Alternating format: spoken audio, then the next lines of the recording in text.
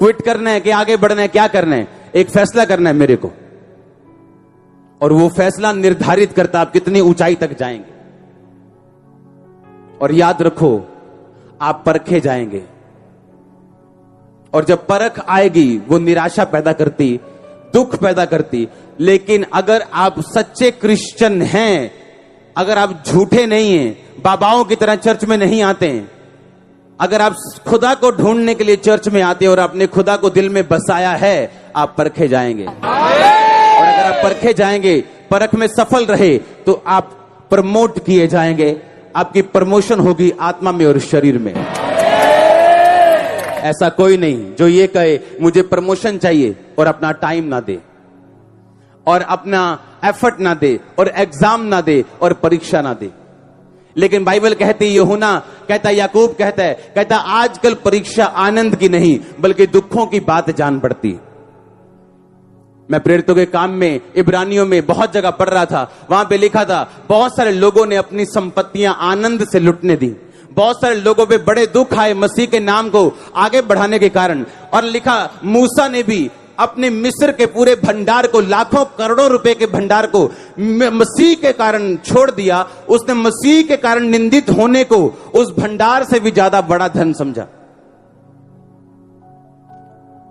परमेश्वर ने कहा, अगर मैं तुझको बेटा बनाऊंगा मैं कोड़े लगाऊंगा, मैं तुझको बेटी बनाऊंगा मैं कोड़े लगाऊंगा।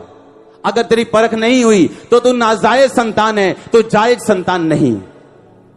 अगर तेरे परख नहीं हुई तो तू मेरी बेटी बनी नहीं है अभी, तो मेरा बेटा अभी बना ही नहीं है। हालेलुया।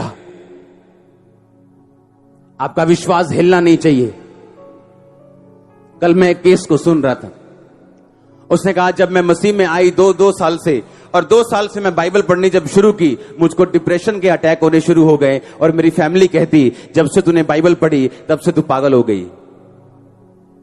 और मेरे को अपना केस याद आया कि जिस प्रॉब्लम की वजह से मैं मसीह में गया था, और जब पहली प्रार्थना मुझ पे हुई थी, मेरे को समझ आ गया था कि मेरा इलाज सिर्फ प्रभु यीशु मसीह कर सकते हैं, क्योंकि पहली प्रार्थना ने मुझे हिला दिया था। सुनो ध्यान से, लेकिन हल नहीं किया था, सिर्फ हिलाया था, सिर्फ दिखाया था कि मैं कुछ कर सकता हूं।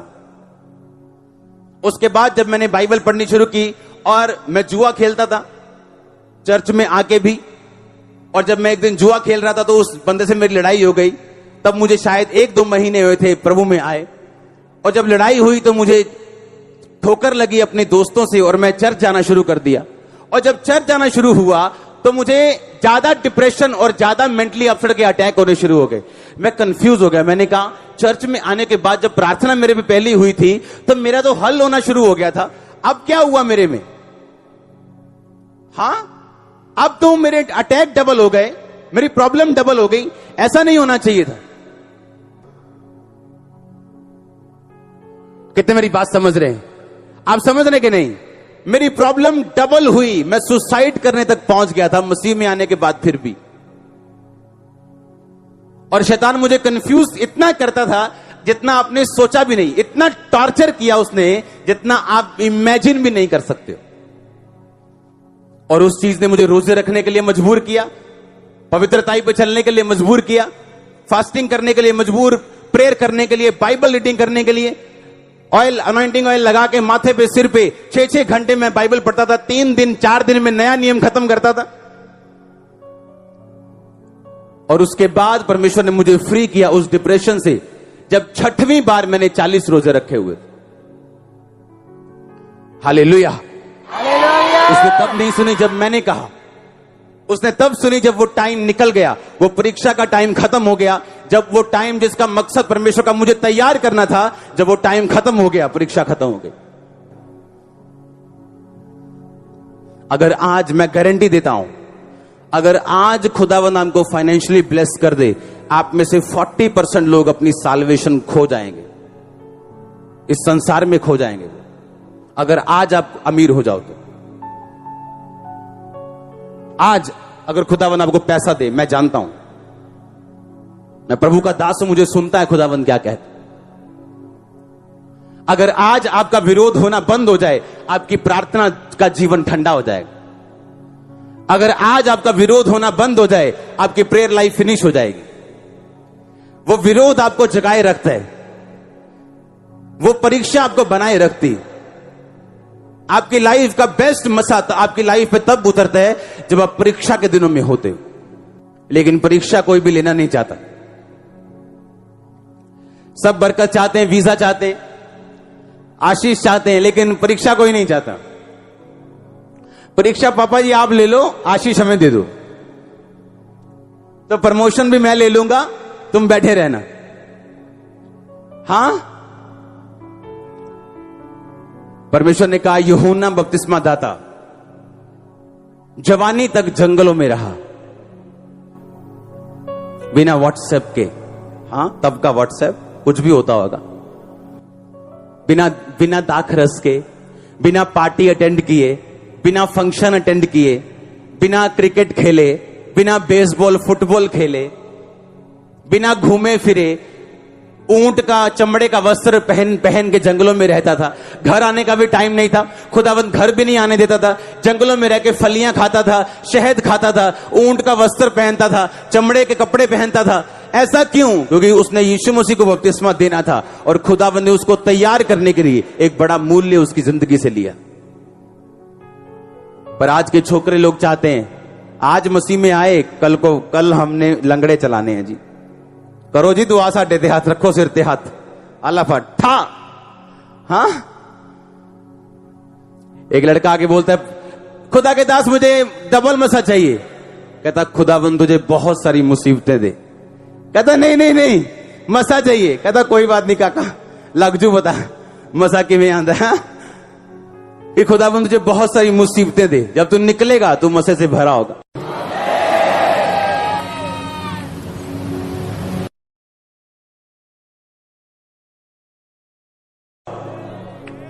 और अगर तू ना निकल पाया तो तू कहीं का नहीं होगा, ना घर का ना घाट का। मसीह में आ गए हो तो आपको याद रखना है कि शैतान आपको जानता है।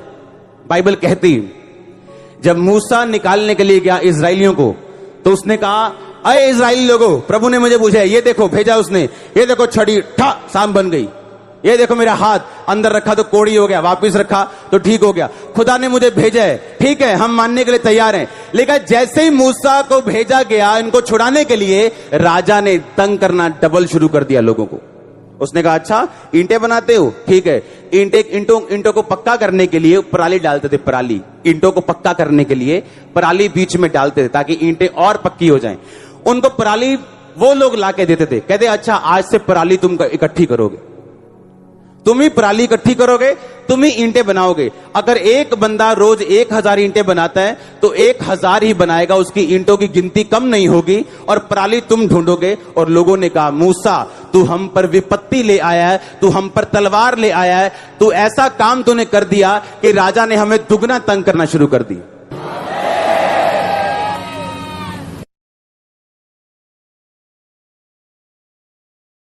जब शैतान आपको छूटता हुआ देखता है, आपको अच्छी चर्च में जाता हुआ देखता है, अच्छे अगुए के पास देखते हैं, आपको बाइबल पढ़ते देखते हैं, आपको फास्टिंग करते देखते हैं, आपको पवित्रता में चलता हुआ देखते हैं, आपको दुगना तंग करने की कोशिश करते हैं। हां, आपका हस्बैंड जाग जाता है, असली शैतान जाग जाता है, दारू डबल शुरू होती, चरस डबल शुरू। आपको लगता है ये क्या हो गया, मैं तुम ही चर्च जा रही हूं, ये पूरा कैसे जाग गया शैतान। आपको खड़े रहना, अगर भगाना चाहते हो परमानेंटली, अगर आप खड़े नहीं रहे हो, डर गए कि नहीं शैतान तो पूरा जाग गया, आप घर बैठ गए, वो शैतान चुप कर जाएगा पर उसके अंदर ही होगा सर सारी उम्र, और आपको थोड़ा थोड़ा तंग करता रहेगा और कभी जाएगा नहीं। लेकिन अगर आप अड़े रहे और खड़े रहे, वो डबल तंग करेगा पर आपकी लाइफ को वो छोड़ के जाएगा। जब वो जाएगा बोरिया बिस्तरा साथ लेके जाएगा, बीमारियां और श्राप और गरीबी साथ लेके जाएगा, जो चीजें वो पैदा करता है उन्हें साथ लेके जाएगा आपके घरों से और फैमिलियों से। और आमीन, जितना ऊंचा और लंबा ब्लेसिंग होती है ऊंची और लंबी। हालेलुया। पर हमें डर लगता है, इसलिए बहुत सारे लोग बोलते हैं जब मैं चर्च में बढ़ना शुरू हुई, जब मैं प्रार्थना करना शुरू हुई तो मेरे घर में ये प्रॉब्लम शुरू हो गई। तो ये बड़ी अच्छी बात है आपके लिए, ये बड़ी गुड न्यूज है आपके लिए। इसका मतलब आप राइट प्लेस के ऊपर हो। इसका मतलब शैतान को आग जा रही है, उसको तंगी हो रही, उसको डिस्कंफर्ट हो रहा है, वो आपको डरा के चुप कराना चाहता है। तो परमेश्वर ने कहा डरना नहीं, चुप नहीं रहना। वो एक शॉट मारे, खींच के दूसरा मारना, वो भागेगा। आमीन, ऊंचा आशीष ऊंची। हालेलुया। तो आप तैयार हैं परीक्षाओं में से होकर गुजरने के लिए? उस परीक्षा में यीशु मसीह चुप कर जाएगा। वो टीचर जो पूरा साल आपको बच्चा बच्चा कह के पढ़ाता है, जब पेपर होता है वो आपकी ओर देखता तक नहीं।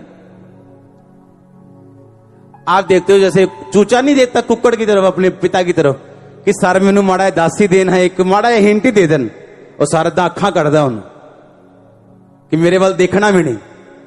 हाँ, और चुप रहता है, वो समझाता नहीं। यीशु मसीह चुप रहता है परीक्षा के दिनों में। आप बोलते हैं, आप फास्टिंग करते हैं, आप रोजे रखते हैं, आप रोते हैं, वो चुप रहते हैं। और वो महीनों चुप रहता है, कई बार सालों चुप रहते हैं, क्योंकि उसके बोलने का अपना टाइम है। वो सड़क पे चलने वाला वो बंदा नहीं जो तोता रख के बैठे है कि आप तोते के मुंह में 10 रुपए डालोगे और तोता आपको काट देगा और आपकी मर्जी के हिसाब से बोलेगा। वो जीवित परमेश्वर है, तोता नहीं है। वो अपनी मर्जी के हिसाब से बोलेगा, और जब उसका दिल करेगा तब बोलेगा। और जब वो बोलेगा, आप अपनी बेस्ट टेस्टिमनी में होंगे, आप अपनी बेस्ट गवाही में होंगे, आपकी फैमिली अपनी बेस्ट गवाही में होगी। आमीन, ऊंचा तो रिसीव करो यीशु मसीह के नाम में। हालेलुया। क्या उसके साथ चलने के लिए तैयार हो? खड़े रहने के लिए तैयार हो? यीशु मसीह में बने रहना, उसमें खड़े रहना। एक तरफ आपको एक्सपीरियंस होते हैं ग्लोरियस, एक तरफ आप खुदावंद की आत्मा को ग्रहण करते हैं, पवित्र आत्मा की सामर्थ को पाते हैं, चर्च में खुदावंद की हुजूरी को महसूस करते हैं, अपनी लाइफ में महसूस करते, जब प्रार्थना में बैठते तब भी करते हैं। लेकिन दूसरी तरफ परीक्षा होती जो आपको ये सोचने पे मजबूर करती कि क्या यीशु मसीह तेरी लाइफ में है? क्या यीशु मसीह जिंदा है? क्या सचमुच परमेश्वर होता है? और परमेश्वर देखता अब तुम क्या सोचोगे, तुम कहां जाओगे, क्या करोगे। हर चीज का जवाब आपके पास नहीं होगा, चाहे आप आत्मा से भरे हुए क्रिश्चियन क्यों नहीं। खुदावंद पहले दिन में आपको पूरा ब्लूप्रिंट नहीं देगा। आप बड़ी बिल्डिंग भी बनाएंगे ना, पहले दिन आर्किटेक्ट आपको कभी भी फुल ड्राइंग लॉन्च नहीं करेगा, वो आपको थोड़ी थोड़ी देगा, इस हिस्से की, इस हिस्से की, ये हिस्सा थोड़ी थोड़ी आपको देता जाएगा, आप करते जाएंगे। यीशु मसीह कभी फुल ड्राइंग आपको नहीं देता, वो थोड़ा थोड़ा आपको देता है, और थोड़ा थोड़ा दे के आपको परखता है कि आप इस थोड़े के साथ क्या करते। अब आप खड़े रहे कि नहीं, अब खड़े रहे, अच्छा आगे क्या करते। ब्लेसिंग मिली, अब क्या करते। ब्लेसिंग नहीं मिली, अब क्या करते। रोजों का उत्तर आया, आप क्या करते। नहीं आया, तब क्या करते। वो पूरा देखते हैं, चेक करते हैं। उसने कहा तेरी परीक्षा करके मैं जान लूं तेरे दिल में क्या है। मैं तुझे शॉर्टकट में लेके जा सकता हूं। 11 दिन का रास्ता था, 11 दिन का, 40 साल लगे उन्हें। परमेश्वर ने कहा ऐसा ना हो, तुम लड़ाई देखो और तुम वापिस मुड़ाओ। मैं आपको गारंटी देता हूं, आप में से 40% से भी ज्यादा लोग होंगे, 40%, 40%, अगर आज आपकी प्रेयर रिक्वेस्ट आ जाए, आपकी साल्वेशन खत्म हो जाएगी, आप प्रभु से हट जाओगे। आज मैं सेवा में ना होता, अगर मेरी प्रार्थना का उत्तर दूसरे साल आ चुका होता, मैं भी आपकी तरह बैठा होता और आराम से वचन सुनता और घर जाता और मैच की तैयारी करता, हाँ, देखने की। हालेलुया। ये ड्यूटी इसलिए लगी क्योंकि परमेश्वर ने फोर्सफुली लगाई है। उसने इस तरह से तैयार की है, जो मुझे पसंद नहीं था लेकिन उसको पसंद था, और आज मुझे भी पसंद है। हालेलुया। आप तैयार हैं चलने के लिए? क्योंकि परीक्षा कोई लेने के लिए तैयार नहीं। क्रिश्चियनिटी का ये वाला हिस्सा कोई लेने के लिए तैयार नहीं। गवाहियां सब चाहते हैं, प्रोफेसी चाहिए, हाँ चाहिए, हीलिंग चाहिए, लेकिन ये नहीं चाहिए। खुदावंद परखे ना मुझे कुछ ना कहे। वो उसने कहा अगर तुम्हें कुछ ना कहूं तो तुम मेरी संतान ही नहीं। फिर जिसे वो अधिक प्यार करता है उसे कोड़े लगाता है। हालेलुया। जोर से बोलो हालेलुया। अपने माथे को कड़क बनाओ, ढीठ कर लो शैतान के सामने से। उसे बता दो कुछ भी कर ले, मैं खड़ी हूं, मैं खड़ा हूं। यहोशू को कहा अगर तू बड़े बड़े काम देखना चाहता है, परीक्षाओं से निकलना चाहता है, तो माथा कड़क कर ले अपना। बी वेरी करेजियस, बहुत हियाव बांध, बहुत दृढ़ हो जा। बार बार खुदाबंद कह रहे उसे बहुत हियाववान, बहुत दृढ़ हो जा।